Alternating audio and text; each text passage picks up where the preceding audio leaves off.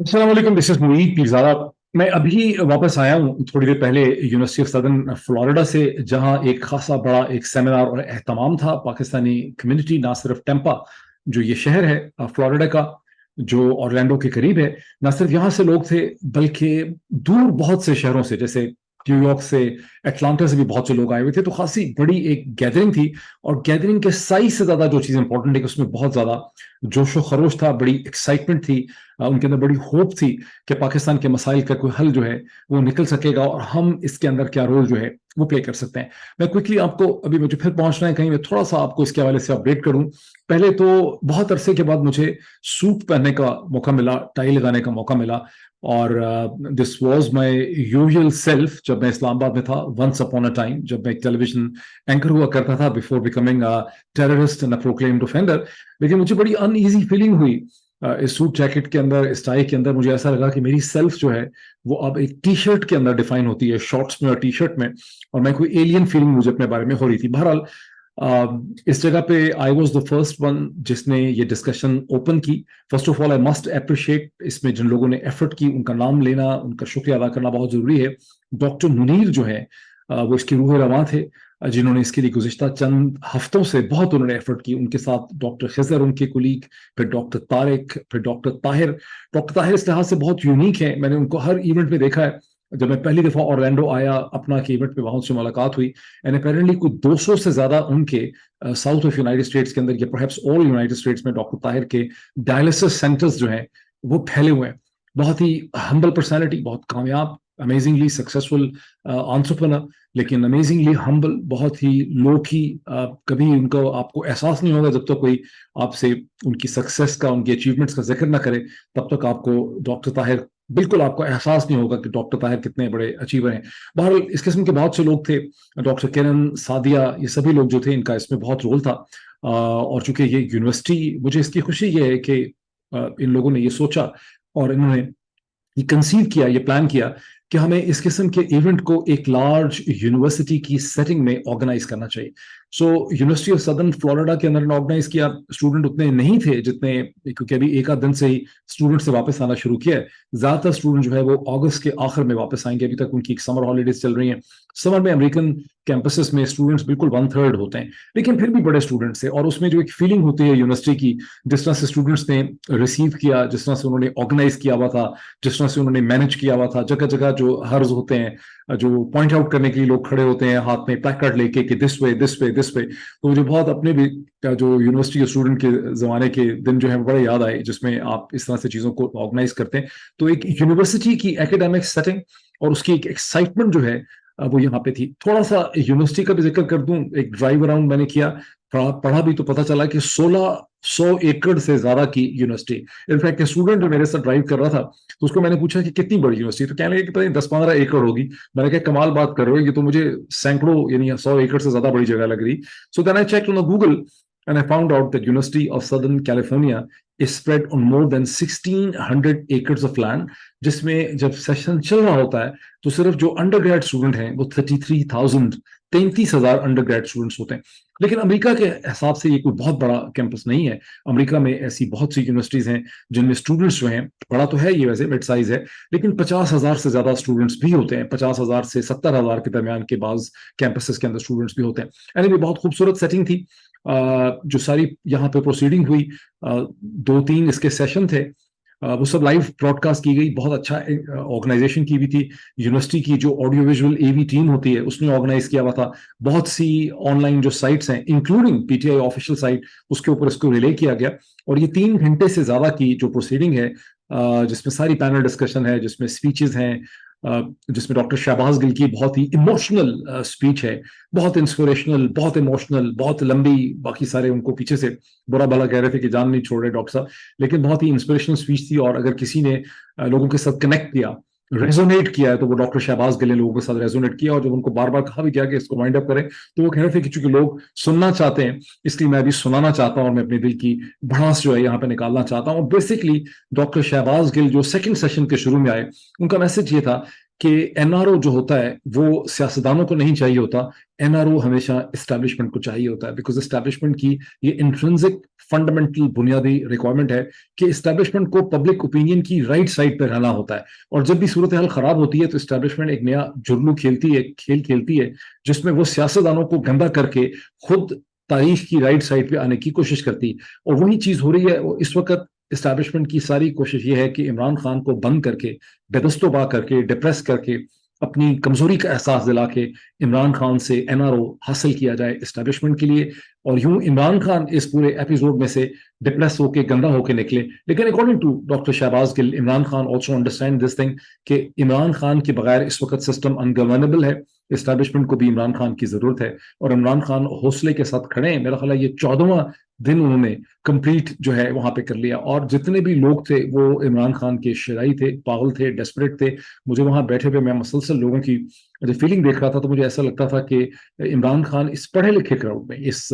انتہائی پڑھے لکھے کراؤڈ کے اندر بھی ایک پیر کی حیثیت رکھتے ہیں. جس طرح سے کوئی پیر ہوتا ہے, جس طرح سے لوگ کئی دفعہ میں نے لکھا کہ لوگ دیکھا ہے میں نے کہ ٹویٹر پہ لوگ کہتے ہیں کہ مرشد, لیکن مجھے پہلی دفعہ احساس ہو رہا تھا کہ عمران خان نے واقعی ایک پیر کی اور ایک مرشد کا سٹیٹس جو ہے وہ حاصل کر لیا. اب تھوڑا سا میں آپ کو بتاتا چلا جاؤں, جو اس کی 3 گھنٹے کچھ منٹ کی پروسیڈنگز ہے, اسے آپ دیکھ سکتے ہیں پی ٹی آئی آفیشیل کے اوپر. میں نے بھی کسی کی ڈیوٹی لگائی ہے کہ یار اس کو تھوڑا سا کاٹ کے, اس میں شروع میں جو میرے تقریباً 19 منٹ کی ایک اسپیچ ہے, کوشش میری تھی کہ 12-13 منٹ میں اس کو وائنڈ اپ کرتا, لیکن جو اوپننگ اسپیچ ہے میری وہ 19 منٹ کچھ سیکنڈ کی ہے یا 19 منٹ کی ہے, وہ میں اسی چینل کے اوپر جی وی ایس میں انشاءاللہ میں اور چند گھنٹوں کے اندر اسے ایڈٹ کر کے پوسٹ کروں گا. اس کے علاوہ میری کوشش ہوگی کہ اس کے اندر سے جو امپورٹنٹ کلپس ہیں, جہاں ڈسکشنز ہوئی ہے, کیو این اے ہے, پینل کی ڈسکشن ہے, جس میں ڈاکٹر پینل میں بھی بتاتا چلا جاؤں کون کون لوگ ہیں, لیکن اس پینل کی ڈسکشن کے جو امپورٹنٹ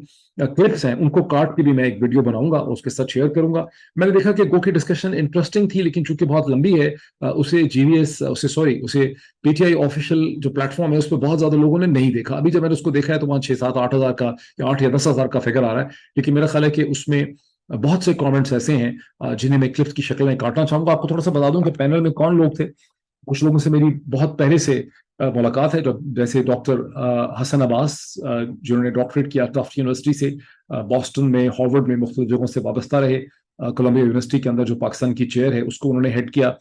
اور اس وقت امریکہ کی جو نیشنل ڈیفنس یونیورسٹی ہے, انفیکٹ ذہن میں ہی رکھیے کہ پاکستان کے اندر جو national defence university N D U ہے اسلام آباد میں, وہ امریکن این ڈی یو کے تصور اور کانسیپٹ ہی کو لے کر اس کو آگے بڑھایا گیا. اور پاکستان کی جو نیشنل ڈیفنس یونیورسٹی ہے, جس کی میں ایکسٹرنل ڈسٹنگوش فیکلٹی جو ہوتی ہے اس کا حصہ رہا ہوں کئی برس تک, وہاں میں نے بہت زیادہ لیکچر دیا ہے, سیمینار کنڈکٹ کیے ہیں. وہ جو نیشنل ڈیفنس یونیورسٹی ہے اور جو امریکہ کی نیشنل ڈیفنس یونیورسٹی ہے, ان کا آپس میں بڑا گہرا تعلق ہے, ایک بڑا ریسپیکٹیبل ان کا ریلیشن شپ ہے. تو ڈاکٹر حسن عباس وہاں پہ تھے, اور حسن عباس جو ہیں وہ سول سروسز کے 19th کامن ٹریننگ پروگرام سے ہیں. I am from the 18th common training program. Hassan جو ہیں وہ پولیس سروس سے تھے,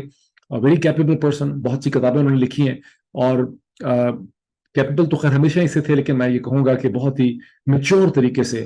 بہت ہی وائز طریقے سے انہوں نے اپنے آپ کو کنڈکٹ کیا. کل رات کو بھی جو ہماری 30+ لوگوں کی ایک میٹنگ ہوئی تھی, اس میں بھی ڈاکٹر حسن عباس تھے. میں نے دیکھا کہ ایک بہت ہی زیادہ ٹھہراؤ جو ہے وہ ان کی شخصیت میں. عزیر یونس صاحب سے میں نے ان کے آرٹیکلس پہلے پڑھ رکھے تھے ڈان کے اندر, ان کا ایک ڈفرنٹ پوائنٹ آف ویو ہے, وہ عمران خان کے بارے میں بھی, پی ٹی آئی کے بارے میں بھی کریٹیکل ہیں. پہلی دفعہ ان سے ملاقات ہوئی, very young man, only 35 years of age, لیکن بہت ہی intelligent, very well read, very broadly educated, بہت انٹیلیجنٹ, اور بڑی اچھی انہوں نے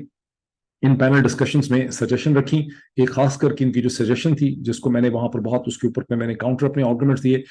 جس کو بہت سے لوگ شاید سمجھ نہ سکتے, میں نے اس کو مزید ایکسپلین کیا. انہوں نے کہا کہ ہر چیز کا ایک کانسیپٹ ہوتا ہے, اور پاکستان میں جو نیشنل سیکورٹی اسٹیٹ اور اس کی جو ریلیشن شپ ہے سول ملٹری اور نیشنل سیکورٹی اسٹیٹ کا فیوچر آگے کیا ہے, اس کو کیسے لے کر چلنا ہے, اس کی پریزنٹیشن کیا ہے, اس کو ریفارم کیسے کرنا ہے, اس کے بارے میں پالیسی پیپرز ہونے چاہیے, ریسرچ ہونی چاہیے, اور تحقیق کے نتیجے میں ایسے کانسیپٹس ڈیولپ ہونے چاہیے جن کو ہو سکتا ہے اس سٹیج کے اوپر اگر امپلیمنٹ نہ بھی کیا جا سکے تو اس کے بعد کچھ برسوں میں آ کے اس کی امپلیمنٹیشن ہوگی. مجھے آئیڈیا بہت پسند آیا, میں نے پھر اس کو ایکسپلین بھی کیا, بیکاز بہت سے لوگ ایسے تھے جو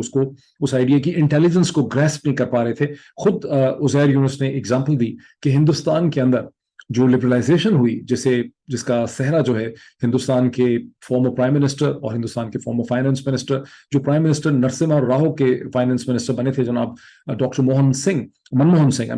ڈاکٹر منموہن سنگھ نے اس کو آ کے امپلیمنٹ کیا. لیکن لبرلائزیشن کا جو بلو پرنٹ تھا وہ ہندوستان میں as a result of research and writing and discussion and consensus جو ہے اس سے کم از کم 12 برس پہلے تیار ہو چکا تھا. اسی طرح پاکستان کے اندر نیشنل سیکورٹی اسٹیٹ کو ریفائن کیسے کرنا ہے، اس کو ریفارم کیسے کرنا ہے، اس کو ریڈیفائن کیسے کرنا ہے، اس کے ریلیشن شپ کو سیٹ کیسے کرنا ہے، اس کے اوپر ابھی سے وقت ہے کہ پالیسی پیپر، کانسیپٹ پیپر لکھے جائیں. اور اس کے لیے پاکستانی امریکن ڈائسپورا کو فنڈنگ بھی کرنی چاہیے تاکہ اس کے اوپر ڈبیٹ ہو، اس کو پرکھا جائے اور اس کے بعد یہ آئیڈیاز جو ہیں وہ تیار ہو جائیں. یہ وہی چیز ہے جس کو میں نے اپنے پچھلے ٹویٹس میں، پچھلا جو میں نے ویلاگ کیا تھا آپ سے بہت گھنٹے پہلے، اس میں بھی میں نے یہ کہا تھا کہ بنیادی طور پر نارتھ امریکن پاکستانی ڈائسپورا جو سب سے امپورٹنٹ کام کر سکتا ہے اس اسٹیج کے اوپر، کہ چونکہ یہاں آزادانہ ڈسکشن ہو سکتی ہے، ڈبیٹ ہو سکتی ہے، یہاں کچھ کہنے، سننے، سوچنے کے اوپر کوئی پابندی اور پہرے نہیں لگے ہوئے، تو پاکستانی کمیونٹی بہت سے نئے آئیڈیاز کریٹ کر سکتی ہے. اور عزیر یونس نے میرے دل کی بات کی جس کو میں نے بڑا ویلکم کیا. فار انسٹنس آپ جانتے ہیں،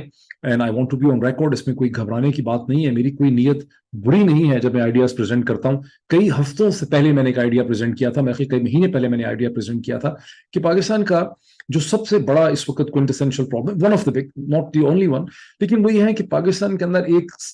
فرد واحد کا جو دفتر ہوتا ہے، یعنی Pakistan army chief of the army staff کا جو آفس ہے، اس کے اندر بے پناہ طاقت کو مرکوز کر دیا گیا ہے. اس میں ایسی پاورز اور ایسی کیپیسٹیز پیدا کر دی گئی ہیں، اس قسم کی کانسنٹریشن آف پاورز اس کے اندر پیدا کر دی گئی ہیں، جو میرے خیال ہے کہ دنیا میں اس وقت کسی بھی مہذب معاشرے کے اندر کوئی ایسا آفس، کوئی ایسا دفتر، کوئی ایسا شخص، کوئی ایسا یعنی ایگزیکٹو نہیں ہوتا جس کے پاس اس قسم کی پاورز. اگر کمپیریزن کریں تو امریکہ کا پریزیڈنٹ، فرانس کا پریزیڈنٹ یا برطانیہ کا جو پرائم منسٹر ہے، یا کسی بھی ملک کا جو پرائم منسٹر ہے، یا ہندوستان کا جو پرائم منسٹر ہے، اس کے پاس اس قسم کی کوئی پاورز نہیں ہے. جہاں کہیں ایک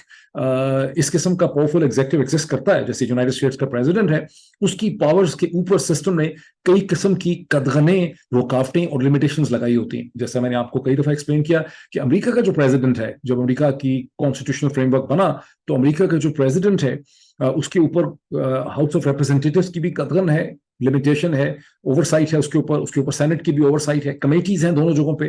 فیڈرل فریم ورک میں بائی کیمرل لیجسلیشن ایگزسٹ کرتی ہے، ہاؤس آف ریپرزینٹیٹیو بھی ہے 450 لوگوں کا، ایک سینٹ ہے 100 لوگوں کی، اور ان کی پھر کمیٹیز ہیں. یہ سب پریزنٹ کی پاس کو چیک کرتی ہیں. اسی طرح سے امریکہ کی 50 ریاستوں کے اندر ڈائریکٹلی الیکٹڈ گورنر ہیں، وہ اپنی ایگزیکٹو اتھارٹی کے ذریعے پریزیڈنٹ کو چیک کرتے ہیں. ایک بہت ہی روبسٹ سپریم کورٹ ایگزسٹ کرتی ہے، وہ بھی پریزیڈنٹ کو چیک کرتی ہے. اور اسی طرح ہر گورنر جو ہے اس کو بائی کیمرل لیجسلیچر اس کے سامنے کھڑی ہے. ہر ریاست کے اندر ایک ہاؤس آف ریپرزینٹیٹیو ہے، ایک سینٹ ہے، وہ بھی گورنرز کی پاورز کو چیک کرتے ہیں. تو یہ جو سسٹم ہے اس کے اندر بہت زیادہ checks and balances inbuilt ہیں. پاکستان میں جو ریفارم کر کے پیپرز لکھنے کی ضرورت ہے، اس میں چیف آف دا اسٹاف کے آفس کو ریفارم کیسے کرنا ہے، کیسے آپ نے چیف آف دا اسٹاف کو ایک میڈیول کنگ اور ایک پوپ کی حیثیت سے واپس لا کے کانسٹیٹیوشنلی، اسٹرکچرلی، لیگلی ڈیفائن کرنا ہے کہ army chief should be the first among the equals, جو اس کے 9 کور کمانڈرز ہیں اور اس کے علاوہ کور کمانڈر لیول کے جو 3 اسٹار ہوتے ہیں، جنرلز ہوتے ہیں، جس میں چیئرمین میرا خیال ہے joint chief of sorry to سے، جس میں ایس پی ڈی کے ہیڈ ہوتے ہیں اور بہت سے جی ایچ کیو کے اندر افسران ہوتے ہیں. تو یہ کوئی 16-17 جو ٹاپ لیول کے جنرلز ہوتے ہیں، ان کو اس طرح سے لیگلی ڈیفائن کرنے کی ضرورت ہے کہ ان کے اوپر آرمی چیف جو ہے وہ اس قسم کا اختیار ایکسرسائز نہ کر سکے، اس کو اس قسم کی پاورز نہ ہوں جس طرح سے کہ موجودہ ایک کنونشن سے ڈیولپ کر دی گئی. میں نے اس سے پہلے اور آج بھی میں نے اسی چیز کو ایکسپلین کیا یونیورسٹی آف سدرن فلوریڈا کے اندر، اور میں پھر کہوں گا کسی بری نیت سے ایکسپلین نہیں کیا. میں ایک بہت اچھی نیک نیت سے، سنسیئرٹی سے ان چیزوں کو ایکسپلین کرنا چاہتا ہوں، بیکاز میری طرح کے جو لوگ ہیں جو انالیسس کی فیلڈ کے اندر ہیں، انہیں کی ذمہ داری بنتی ہے کہ وہ لوگوں کو یہ آئیڈیاز جو ہیں وہ دے سکیں. میرا سمجھنا یہ ہے کہ 1950s اور 1960s کی جو پاکستانی فوج ہے اس کے اندر آرمی چیف کی اس قسم کی پاورز اور اس قسم کا اس قسم کا جو ایک روب ہے، یہ کنٹرول ہے، یہ کیپیسٹی ہے، یہ تھی بھی نہیں. یہ اس وقت صورتحال خراب ہوئی ہے جب 1958 کے بعد جنرل ایوب نے کنٹرول سنبھال لیا، مارشل لا لگایا اور وہ پریزیڈنٹ بن گئے. اب وہ پریزیڈنٹ بھی وہی ہے، آرمی چیف بھی وہی ہے، سیاہ و سفید کا مالک بھی وہی ہے. وہ کہنے میں انہوں نے ایک فنکشنل آرمی چیف 1964 میں یا 3 میں کریٹ کر دیا تھا جب جنرل موسیٰ جو تھے وہ کمانڈر ان چیف تھے، لیکن ایک پروسیس ہوا ہے خرابی کا، ڈسرپشن کا، جہاں پر chief of the army staff جو ہے اس کو ایک بہت زیادہ सिस्टम के अंदर एक उसकी सेंट्रल पोजीशन जो है वो डिफाइन हो गई। लेकिन यहाँ भी जो सूरत हाल खराब हुई है 1960s में, वो उस तरह की खराब नहीं हुई जिस तरह की जनाब जनरल मोहम्मद ज़ियाउल हक मरहूम जो है, उन्होंने जब 1977-79 का उनका जो मार्शल आया जो फिर चलता रहा 1988 तक इन डिफरेंट फॉर्म्स, हालांकि 1985 में एक पार्टी लेस गवर्नमेंट खड़ी भी हो गई थी, वहां से बहुत ज्यादा खराबियां पैदा हुई। उसके बाद कभी सिस्टम अपनी करेक्शन नहीं कर सका। उसके बाद फिर मार्शल लॉ मिलिट्री इंटरवेंशन हो गई इन अक्टूबर 99, फिर एक आर्मी चीफ जो है जनरल मुशर्रफ, वो फिर इसे कहते हैं मार्शल एडमिनिस्ट्रेटर बन गए, प्रेसिडेंट बन गए, चीफ एग्जीक्यूटिव बन गए, और यूं इस ऑफिस की ताकतें जो है उनमें इजाफा होता चला गया। आज बहुत से नौजवान जो मासूम अफसर हैं, मैं कहूंगा नादान है, मासूम है, भले ही हमको पता ही नहीं है इस चीज का, जिसमें जो मतलब कई दफा जूनियर अफसरान जैसे कर्नल साहिबान है, तो वो वाकई समझते हैं कि आर्मी चीफ की ऐसी ही पोजीशन होनी चाहिए और ऐसी शायद पोजीशन हमेशा से रही होगी। ऐसा कहीं भी नहीं है। इस किस्म की पोजीशन तो किसी ट्राइबल चीफ की होती है। कोई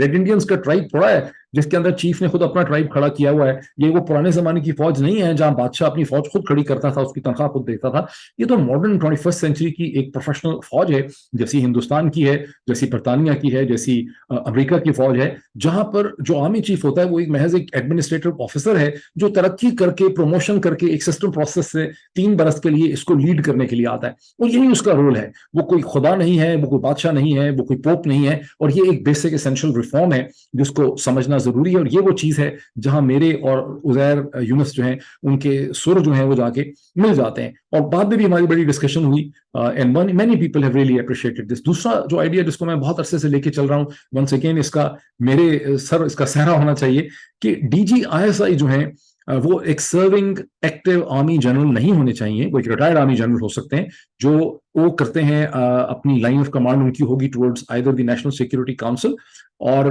to the cabinet committee of the defence और टू द प्राइम मिनिस्टर। कुछ इस तरह से उनकी एलिजेंस होगी, इस तरह से उनकी चेन ऑफ कमांड होगी, और वो किसी भी सूरत में उनको आर्मी चीफ से ला ताल्लुक डिस्कनेक्ट करने की जरूरत है। यानी कि एक सर्विंग आर्मी जनरल को DGISI नहीं होना चाहिए। DGISI एक बहुत सीनियर पुलिस ऑफिसर हो सकता है, DGISI एक IB का ऑफिसर हो सकता है, DGISI एक डिस्ट्रिक्ट मैनेजमेंट ग्रुप का ऑफिसर हो सकता है। और बहुत ही खूबसूरत बात तो ये हो कि जिस तरह से अमेरिका में CIA के डायरेक्टर विलियम बर्न्स एक रिटायर्ड 30+ ईयर्स के एक्सपीरियंस के कैरियर डिप्लोमेट थे जिन्होंने किताबें लिखी हैं, इस तरह से पाकिस्तान, अब जरा इमेजिन करें कि अगर सलमान बशीर की तरह का शख्स जो है, अगर जलील अब्बास जिलानी की तरह का शख्स, अगर असद मजीद की तरह की पर्सनालिटी, अगर डॉक्टर साइरस काजी जो फॉरेन सेक्रेटरी हैं, जरा इमेजिन करें, अपने जहन में तस्वर लेकर आए, डॉक्टर साइरस काजी के चेहरे को देखिए, असद मजीद साहब का एक्सपीरियंस देखिए, जलील अब्बास जिलानी को देखिए, जनाब रियाज खोखर साहब को जहन में लाइए, सलमान बशीर साहब को लाइए, एजाज चौधरी साहब को जहन में लाइए, और फिर इमेजिन करें कि अगर इस किस्म की शख्सियत जिसका इस किस्म का एक्सपोजर हो, 30 से 40 बरस का दुनिया के साथ इंटरेक्ट करने का, किताबें पढ़ने का, लिखने का, मेमो लिखने का, यूनाइटेड नेशन में खड़े होकर चीजों को देखने का, जेनेवा को, न्यूयॉर्क को, वॉशिंगटन को उन्होंने दिल्ली से देखा हो, सूरत हाल को बीजिंग से देखा हो, मॉस्को से देखा हो, पूरी दुनिया की लीडरशिप को देखा हो, अगर इस किस्म का एक Pakistani and train Pakistani ISI को हिट करे, और उसके बाद वो अकाउंटेबल होगा, चूंकि वो सिविलियन होगा, उसको प्राइम मिनिस्टर अपॉइंट करेगा, वो प्राइम मिनिस्टर को तो अकाउंटेबल होगा ही, मैं समझता हूं कि उसको नेशनल सिक्योरिटी काउंसिल की तरह की जो एक बॉडी है उसको अकाउंटेबल होना चाहिए। उस बॉडी को भी रिफॉर्म होने की जरूरत है जब हम रिफॉर्म्स की बात करते हैं। तो और जब वो एक इस तरह का कैरेक्टर होगा, इस तरह का फिगर होगा, तो वो उसी तरह से रिस्पॉन्सिबल होगा to the system of high courts and supreme court, जिस तरह से IGP पंजाब है, जिस तरह से कमिश्नर इस्लामाबाद है, जिस तरह से आप देख रहे हैं कि commissioner Islamabad, deputy commissioner Islamabad और SSP इस्लामाबाद जो हैं उनको जस्टिस बाबर सत्तार ने कंटेम्प्ट के लिए इंडाइट किया हुआ है, उनको बुलाया हुआ है। वो वहां आके कोई शो नहीं मार सकते, वो वहां आके ये नहीं कह सकते कि हम अकाउंटेबल नहीं है, हमें तो आप पूछ ही नहीं सकते, हम तो आएंगे नहीं अदालत के सामने। क्योंकि अब जब एक सर्विंग आर्मी जनरल होता है और उसके साथ उसकी सारी ट्रैपिंग्स ऑफ पावर हैं, तो आपने देखा कि जो सर्विंग आर्मी जनरल की DGISI है वो किसी सुप्रीम कोर्ट को, किसी हाई कोर्ट को अकाउंटेबल नहीं है। ये वो सिस्टम के एसेंशियल बैलेंसेस हैं जो मैं समझता हूं कि आप सबको समझने की जरूरत है। मुझे बड़ी खुशी हुई कि आज इस पैनल में मेरे साथ डॉक्टर हसन अब्बास मौजूद थे, इस पैनल के अंदर उज़ैर यूनुस मौजूद थे, इस पैनल में सलमान अहमद भी मौजूद थे, इस पैनल के अंदर डॉक्टर कमरुल हुदा, बहुत ही इंटरेस्टिंग, बहुत ही deeper personality, US naval academy के साथ वाबस्ता है, यूनिवर्सिटी ऑफ कैलिफोर्निया से, लॉस एंजलिस से उन्होंने अपनी اپنا پی ایچ ڈی کیا, اس کے بعد بoston کالج سے وابستہ رہے, پھر اور بہت جگہوں پہ وابستہ رہے, اور برینڈائز یونیورسٹی کے ساتھ ان کا تعلق رہا, اور اس وقت وہ پروفیسر ہیں یو ایس نیول اکیڈمی کے اندر. تو بہت ہی گریویٹاس کی پرسنالٹی, وہ بھی ان کی بھی بڑی یہاں پہ ڈسکشن ہوئی. تو یہ جو چند سجیشنز ہیں. اچھا, نیشنل سیکورٹی کاؤنسل جو ہے یہ بھی مجھے کسی نے بتایا, مجھے پتا چلا چند دن پہلے, انفیکٹ میری ڈاکٹر عائشہ صدیقہ سے بات ہو رہی تھی, وہ مجھے بتا رہی تھیں کہ پہلے 2012-13 تک ڈیفنس کیبنٹ کمیٹی جو تھی, اس وقت نواز شریف صاحب پہ دباؤ ڈال کے اسٹیبلشمنٹ نے جو ڈیفنس کیبنٹ کمیٹی کو ایکسپینڈ کر کے نیشنل سیکورٹی کاؤنسل میں بدل دیا. اور اس سے پہلے غالباً وہاں پر صرف پریزنس آرمی چیف کی تھی یا صرف D G I S I کی تھی. اس کے بعد سارے سروس چیف جو ہیں اس کا حصہ بن گئے. اب آرمی چیف بھی ہیں, ایئر چیف بھی ہیں, نیول چیف بھی ہیں, D G I S I بھی ہیں. تو یوں ایک جنرل ڈومینیٹڈ آپ نے کاؤنسل کریٹ کر دی. یہ بھی ایک امبیلنس ہے. اگر ایک طرف آپ ڈی جی آئی سیویلین ہوں یا ریٹائرڈ جنرل ہوں, اکاؤنٹیبل ہوں to defence cabinet committee rather than national security council ہے, اس کو ریفارم کر کے اس کو واپس ڈیفنس کیبنٹ کمیٹی میں لے جانے کی ضرورت ہے. یہ اس قسم کے بہت سے آئیڈیاز ہیں. 3 میں نے بلٹ پوائنٹس ابھی آپ کے سامنے رکھے ہیں. آئی ایم شیور کہ چونکہ بہت سے پڑھے لکھے لوگ جو پی ایچ ڈی کے ڈاکٹرل کینڈیڈیٹس ہیں, امریکہ کے اندر ہیں, کینیڈا میں ہیں, یو کے کے اندر ہیں, پاکستان میں ہیں, وہ یہ چیزیں دیکھتے ہیں, ان کے ریسپانسز بھی آتے ہیں, اس پہ لکھیں بھی, آپ کامنٹ کریں. تو یہ وہ چیزیں ہیں جس پہ سوچنے کی ضرورت ہے, اور جب آپ اس کے اوپر اپنے کانسیپٹس کو کلیئر کریں گے, پھر آپ کو افواج پاکستان کے آفیسرز کے ساتھ بیٹھ کے اس کو نیگوشیٹ کرنے کی ضرورت ہے. ظاہر ہے اس وقت وہ ایک ایسے موڈ میں ہے کہ وہ سبھی کو مار دینا چاہتے ہیں, الٹا لٹکا دینا چاہتے ہیں, لیکن یہ صورتحال ہمیشہ ایسی نہیں رہے گی. جب ہم اس کو پرسویسively ان آئیڈیاز کو پریزنٹ کریں گے in the interest of a better Pakistan, a stronger army, a more efficient and more competent intelligence services, تو ان کو بھی الٹیمیٹلی بات سمجھ آئے گی کہ ہم ان کے دشمن نہیں ہیں, ہم سسٹم کی بہتری چاہتے ہیں. ہم یہ ریئلائز کرتے ہیں, اسی لیے ہم اپنی زندگی خطرے میں ڈلی ہوئی ہے. ہم یہ ریئلائز کرتے ہیں کہ پاکستان کا جو انتظامی اور گورننس کا ڈھانچہ ہے وہ بہت بری طرح سے ڈسٹرب ہو چکا ہے. اس میں ایک ایسا امبیلنس پیدا ہو گیا ہے کہ یہ بہت دیر تک ایسے چل نہیں سکتا. یہ تو ایسے ہی ہے جیسے اس پہ کوئی ایکسیڈنٹ ہو جائے گا بڑا خطرناک قسم کا. اس لیے اس امبیلنس کو, اس گورننس کے ماڈل کو ٹھیک کرنے کی ضرورت ہے, اس پہ ڈبیٹ کرنے کی ضرورت ہے, اور الٹیمیٹلی یہ فوج کی مدد سے ہی اس میں ایک بہتر راہ ملے گی. آئی ایم شیور کہ لوگ اس وقت سن رہے ہیں وہ کہہ رہے ہوں گے یہ پاگل ہو گیا ہے, کس طرح کی باتیں کر رہا ہے, فوج کا تو کوئی موڈ نہیں ہے. آئی ایگری, اس وقت ڈیفینیٹلی جس قسم کا اضطراب ہے, جس قسم کا ہیجان ہے, جس قسم کا غصہ ہے, پولرائزیشن ہے, اس میں کوئی کسی کی نہیں سن رہا. لیکن یہ صورتحال ہمیشہ ایسی نہیں رہے گی, اور بہت سی چیزیں جو ہیں وہ بدل بھی جاتی ہیں. اور یہ ایک امپورٹنٹ اس لحاظ سے اس کی میں آپ کو سمری دے سکتا ہوں. باقی ڈاکٹر شہباز گل نے اتنی وہاں مسالے دار قسم کی تقریر کر دی کہ اس کے بعد جب بیچارے سلمان احمد کو بولنے کا موقع ملا, انہوں نے بڑا اپنا سوبر قسم کی بات کرنے کی کوشش کی, گیت بھی انہوں نے بہت انٹروڈیوس کیے, لیکن شہباز گل نے درجہ حرارت جو تھا پورے ہال کا وہ اتنا بڑھا دیا تھا, اور ان کی ہر بات کے اوپر ہر 3-4-5 منٹ کے بعد ایک مسلسل تالیاں بجتی تھیں کہ اس کے اندر کوئی پالیسی اورینٹڈ اکیڈمک ڈسکشن کرنے کی بہت زیادہ گنجائش جو ہے وہ نہیں رہی تھی. تو یہ مختصر حال ہے آج کی اس کا, جس کی میں اپنی بھی اسپیچ اور اور بھی کلپس کاٹ کے ایک ویڈیو بنانے کی کوشش کروں گا, اور اس کو میں یہاں پریزنٹ کروں گا. اتنی دیر تک کے لیے مجھے اجازت دیجیے. Thank you so much.